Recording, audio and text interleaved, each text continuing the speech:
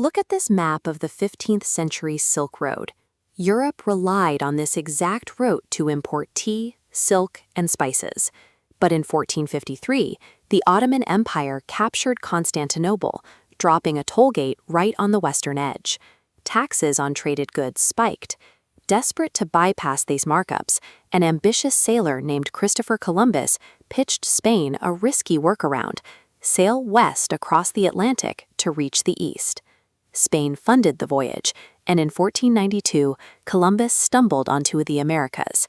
This diagram illustrates the economic engine driving this era: mercantilism.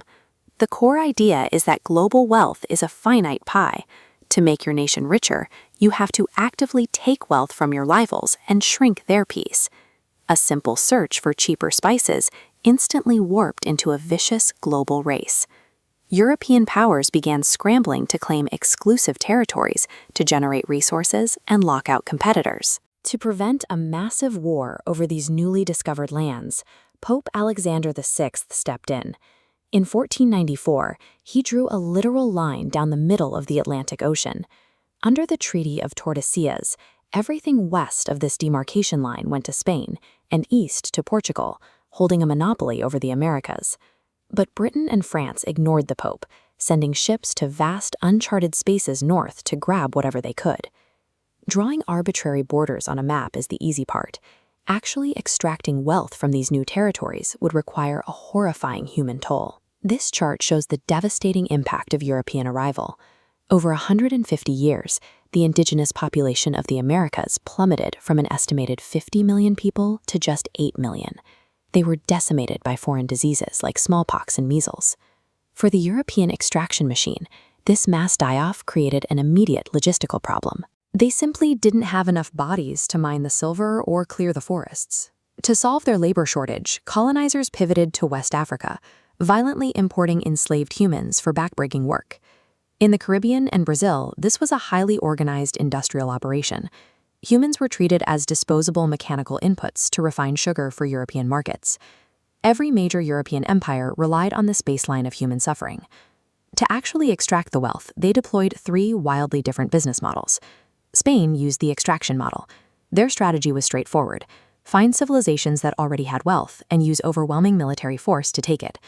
They targeted massive, advanced societies like the Aztec capital seen here, as well as the Inca Empire.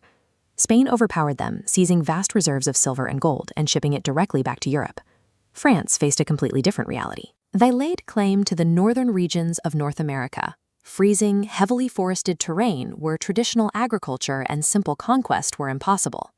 Instead of subjugating locals, the French adopted an integration model. They formed deep economic alliances with indigenous tribes to control the highly lucrative fur trade. Spain violently stole finite deposits of metal, while France relied on complex diplomacy to harvest a renewable luxury good. Both enriched the motherland, but neither built large, self-sustaining populations. Britain took a third approach, the startup model. Crossing the ocean was incredibly expensive, so the English crowdsourced the financial risk using joint stock companies, where private investors bought shares to fund colonial expeditions. The initial execution was a disaster. These corporate outposts, like the Jamestown settlement, faced hostile weather and brutal periods of starvation. The investors expected quick gold, but the colonists found only swamps. Facing total failure, Britain pivoted. They found their profit engine not in precious metals, but by cultivating a highly addictive cash crop from South America: tobacco. To keep the tobacco fields running, the colonial companies needed a permanent labor force. They incentivized ordinary English families to make the dangerous voyage by offering them large parcels of free land and the right to form local assemblies. By delegating property rights and political power to the settlers, Britain finally built a highly efficient economic machine. It was so well designed, it would soon run entirely without them.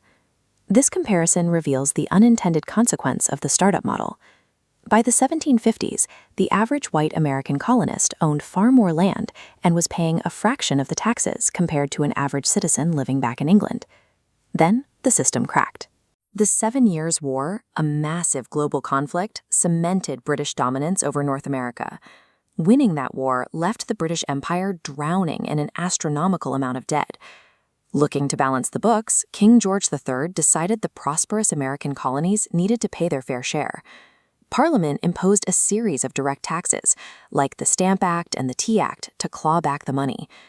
To the bureaucrats in London, this was just basic corporate accounting, but to a wealthy, deeply rooted colonial population that had no actual voice in British Parliament, these taxes were intolerable.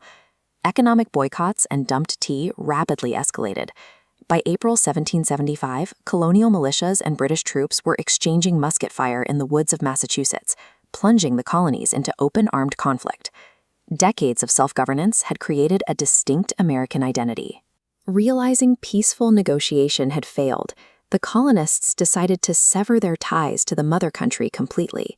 With the Declaration of Independence in 1776, the United States was born, and Britain's grand mercantilist project in North America officially fractured.